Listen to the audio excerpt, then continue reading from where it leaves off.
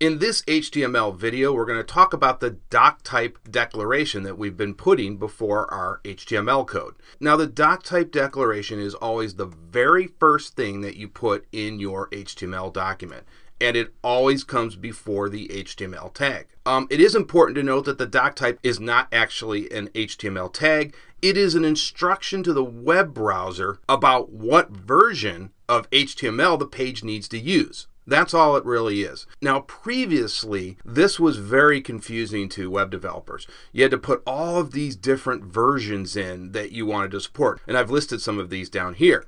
And so you had to be always concerned about what version you needed to put in there. With HTML5, this is all you have to put now. And that will support everything. It's like a one size fits all. So going forward to the near future, this is all you need to worry about. So really, you don't have to worry about it at all. You just put this in, and everything should work just fine. These are considered now to be legacy strings.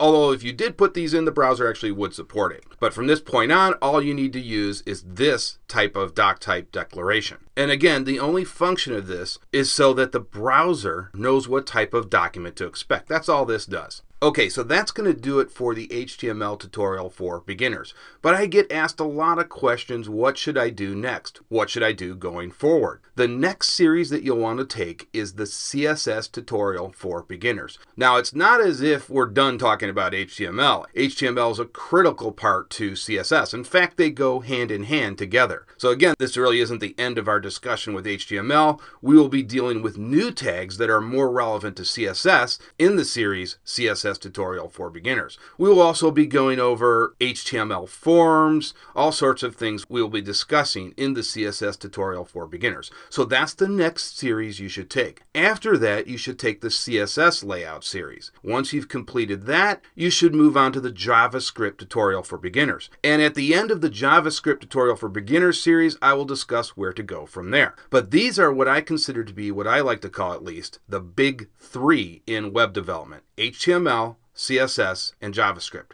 Okay, I will see you guys next in the CSS tutorial for beginners series.